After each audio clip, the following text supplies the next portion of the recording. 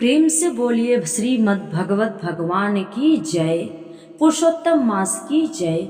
आज श्रीमद् भगवत कथा का 17वां दिन है और श्रीमद् भागवत कथा में आज हम सुनेंगे 17वें अध्याय की कथा और पुरुषोत्तम मास की कथा का 24वां अध्याय। प्रेम से बोलिए श्री पुरुषोत्तम भगवान की जय, श्री कृष्ण जी की जय। श्री महादेव जी कहते हैं, पार्वती अब 17वें अध्याय की अनंत महिमा श्रवण करो।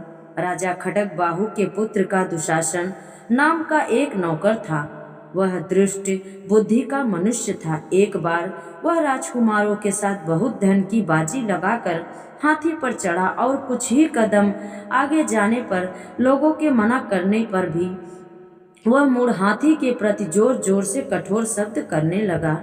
उसकी आवाज सुनकर हाथी क्रोध से अंधा हो गया और दुशासन को गिराकर काल के समान निर्कुंस हाथी ने क्रोध से भरकर उसे ऊपर की ओर फेंक दिया। ऊपर से गिरते ही उसके प्राण निकल गए। इस प्रकार कालवश मृत्यु को प्राप्त होने के बाद उसे हाथी की योनि मिली और सिंघल द्वीप के महाराज के यहाँ उसने अपना बहुत समय व्यतीत किया। सिंघल द्वीप के राजा की महाराज खड्ग बाहु से बड़ी मैत्री थी। उन्होंने जल के मार्ग से उस हाथी को मित्र की प्रशंसता के लिए भेज दिया। एक दिन राजा ने कविता से संतुष्ट होकर किसी कवि को पुरस्कार रूप में वह हाथी दे दिया और कवि ने 100 स्वर्ण मुद्राएं लेकर मालन नरेश को भेज दिया। कुछ समय व्यतीत होने पर वह हाथी यत्न पूर्वक पालित होने पर भी अध्याय ज्वर से ग्रस्त होकर मरण हो गया। महावतों ने जब उसे ऐसी शोचनीय अवस्था में देखा तो राजा के पास जाकर हाथी के हित के लिए शीघ्र ही सारा हाल कह सुनाया। महाराज, आपकी हाथी अस्वस्थ जान पड़ सकता है। उसका खाना पीना और सोना सब छूट गया है। हमारी समझ में नहीं आता इसका क्या कारण है। महावतों का बताया हुआ समाचार सुनकर राजा ने हाथी के रोग को पहचानने वाले चिकित्सा कुशल मंत्रियों के साथ उस स्थान पर भेजा जहां हाथी ज्वर ग्रस्त होकर पड़ा था। राजा को देखते ही उसने ज्वर की वेदना को भूलकर संसार को आश्चर्य में डालने वाली वाणी में कहा, संपूर्ण शास्त्रों के ज्ञाता, राजनीति के समुद्र शत्रु समुदाय को परास्त करने वाले, भगवान विष्णु के चरणों में अनुराग करने वाले महाराज, इन औषधियों से क्या लेना है। वैद्यों से भी कुछ लाभ होने वाला नहीं है। दान और जप से भी क्या सिद्ध होगा। आप कृपा करके गीता के 17वें अध्याय का पाठ करने वाले किसी ब्राह्मण को बुलाइए। हाथी के कहने के अनुसार राजा ने सब कुछ वैसा ही किया। उसके बाद गीता पाठ करने वाले ब्राह्मण ने जब उत्तम जल को अभिमंत्रित करके उसके ऊपर डाला तब दुशासन गजयोनि का परित्याग करके मुक्त हो गया। राजा ने दुशासन को दिव्य विमान पर अरुण इंद्र के समान तेजस्वी देखकर पूछा, पूर्व जन्म में तुम्हारी क्या जाति थी, क्या स्वरूप था, कैसे आचरण थे और किस कर्म से तुम यहाँ हाथी होकर आए थे। ये सारी बातें मुझे बताओ। राजा ने इस प्रकार पूछने पर संकट से छूटे हुए दुशासन ने विमान पर बैठे ही बैठे स्थिरता के साथ अपना पूर्वजन्म का उपर्युक्त समाचार कथा कह सुनाया। उसके बाद नर श्रेष्ठ मालव नरेश ने भी गीता के 17वें अध्याय का पाठ करने लगे। इससे थोड़े ही समय में उनकी मुक्ति हो गई। तो ये रही श्रीमद् भागवत की कथा। अब आइए सुनते हैं पुरुषोत्तम मास की कथा। प्रेम से बोलिए लक्ष्मी नारायण की जय। श्रीमन्नारायण नारायण नारायण, श्रीमन्नारायण नारायण नारायण, लक्ष्मी नारायण नारायण नारायण, श्रीमन्नारायण नारायण नारायण, श्रीमन्नारायण नारायण नारायण। मणिग्रीव बोला, हे द्विज, विद्वानों से पूर्ण और सुंदर चमत्कारपुर में धर्मपत्नी के साथ में रहता था। धनाढ़य पवित्र आचरण वाला, परोपकार में तत्पर, मुझको किसी समय संयोग से दुष्ट बुद्धि पैदा हुई। दुष्ट बुद्धि के कारण मैंने अपने धर्म का त्याग किया। दूसरों की स्त्री का सेवन किया और नित्य अपेय वस्तु का पान किया। चोरी हिंसा में तत्पर रहता था, इसलिए बंधुओं ने मेरा त्याग किया। उस समय महाबलवान राजा ने मेरा घर लूट लिया। बचा हुआ जो कुछ धन था उसको बंधुओं ने ले लिया। इस प्रकार सभी से तिरस्कृत होने के कारण वन में निवास किया। स्त्री के साथ इस घोर वन में निवास करते हुए मुझ दुरात्मा का नित्य जीवों का वध कर जीवन निर्वाह होता है। हे ब्राह्मण, इस समय आप मुझ पातकी पर अनुग्रह करें। प्राचीन पुण्य के समूह से आप इस घोर वन में आए हैं।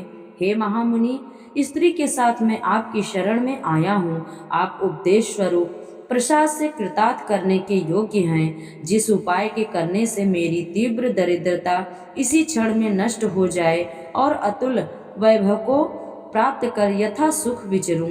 उग्रदेव बोला, हे महाभाग, तुम कृतार्थ हो गए जो तुमने मेरा अतिथि सत्कार किया, इसलिए इस समय स्त्री सहित तुमको होने वाले कल्याण को कहता हूँ। जो बिना व्रत के, बिना तीर्थ के, बिना दान के, बिना प्रयास के तुम्हारी दरिद्रता दूर हो जाएगी, ऐसा मैंने विचार किया है। इस माह के बाद तीसरा पुरुषोत्तम मास आने वाला है। उस पुरुषोत्तम मास में सावधानी के साथ विधि पूर्वक तुम दोनों स्त्री पुरुष श्री पुरुषोत्तम भगवान को प्रसन्न करने के लिए दीप दान करना। उस दीप दान से तुम्हारी यह दरिद्रता जड़ से नष्ट हो जाएगी। तिल के तेल से दीप दान करना चाहिए। विभव के होने पर घी से दीप दान करना चाहिए, परंतु इस समय वन में वास करने के कारण घी, तेल इनमें से तुम्हारे पास कुछ भी नहीं है। तो हे अनर मणिग्रीव, पुरुषोत्तम मास भर स्त्री के साथ नियम पूर्वक इंगुदी के तेल से तुम दीप दान करना। स्त्री के साथ इस तालाब में नित्य स्नान करके दीप दान करना। इसी प्रकार तुम इस वन में 1 मास व्रत करना। तुम्हारे अतिथि सत्कार से प्रसन्न मैंने यह वेद में कहा हुआ तुम दोनों स्त्री पुरुष के लिए उपदेश किया है। विधिहीन भी दीप दान करने से मनुष्यों को लक्ष्मी की वृद्धि होती है। यदि पुरुषोत्तम मास में विधि पूर्वक दीप दान किया जाए तो क्या कहना। वेद में कहे हुए कर्म और अनेक प्रकार के दान पुरुषोत्तम मास में दीप दान की 16वीं कला की भी बराबरी नहीं कर सकते। समस्त तीर्थ, समस्त शास्त्र पुरुषोत्तम मास के दीप दान की 16वीं कला को पा नहीं सकते। योगदान, सांख्य, समस्त तंत्र भी पुरुषोत्तम मास के दीपदान की 16वीं कला को नहीं पा सकते। कृच्छ्रु, चंद्रायण, समस्त व्रत कृपा पुरुषोत्तम मास के दीपदान की 16वीं कला की बराबरी नहीं कर सकते। वेद का प्रतिदिन पाठ करना, गया श्राद्ध, गोमती नदी के तट का सेवन श्री पुरुषोत्तम मास के दीपदान की 16वीं कला की बराबरी नहीं कर सकते। हजारों ग्रहण, सैकड़ों व्यतिपात पुरुषोत्तम मास के दीपदान की 16वीं कला की बराबरी नहीं कर सकते हैं। कुरुक्षेत्र, श्रेष्ठ क्षेत्र, दंडक वन पुरुषोत्तम मास के दीपदान की 16वीं कला की बराबरी नहीं कर सकते। हे वश्य, यह अत्यंत गुप्त व्रत है, जिस किसी से कहने लायक नहीं है। यह धन धान्य, पशु, पुत्र, पौत्र, यश को करने वाला है। बंध्या स्त्री के बाझनपन को नाश करने वाला है और स्त्रियों को सौभाग्य देने वाला है। राज्य से घिरे हुए राजा को राज्य देने वाला है और प्राणियों को इच्छा अनुसार फल देने वाला है। यदि कन्या व्रत करती है तो गुड़ी चिरंजीवी पति को प्राप्त करती है। स्त्री की इच्छा करने वाला पुरुष सुशीला और पतिव्रता स्त्री को प्राप्त करता है। विद्यार्थी विद्या को प्राप्त करता है। सिद्धि को चाहने वाला अच्छी तरह सिद्धि को प्राप्त करता है। खजाना को चाहने वाला खजाना को प्राप्त करता है।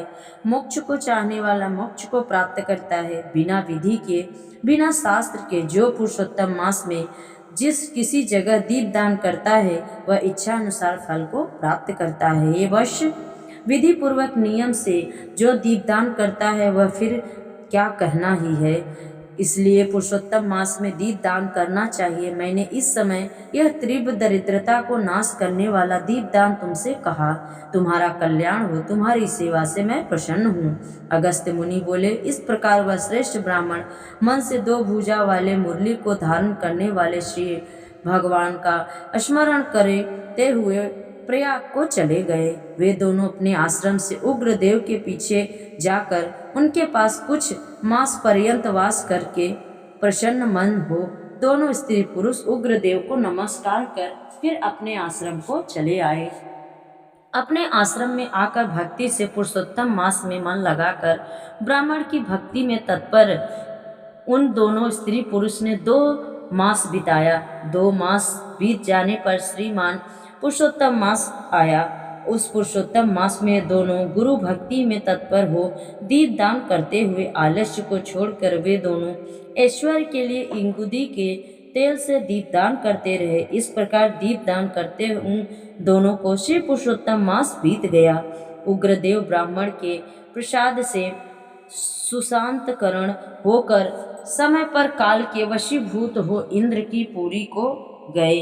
वहां होने वाले सुखों को भोग कर पृथ्वी पर भारत खंड में उग्रदेव के प्रसाद से श्रेष्ठ जन्म को उन दोनों स्त्री पुरुष ने धारण किया। पूर्व जन्म में जो तुम मृग की हिंसा में तत्पर मणिग्रीव थे, वह वीरबाहु के पुत्र चित्रबाहु नाम से प्रसिद्ध राजा हुए। इस समय यह चंद्रकला नामक जो तुम्हारी स्त्री है, वह पूर्व जन्म में सुंदरी नाम से तुम्हारी स्त्री थी। पतिव्रत धर्म से यह तुम्हारे अर्धांगी भागिनी है। जो स्त्री पतिव्रता होती हैं, वे अपने पति के पूर्ण का आधा भाग लेने वाली होती हैं। श्री पुरुषोत्तम मास में इंगुदी के तेल से दीपदान करने से तुमको यह निष्ठकर राज्य मिला। जो पुरुष श्री पुरुषोत्तम मास में घी से अथवा तिल के तेल से अखंड दीप दान करता है, तो फिर क्या ही कहना।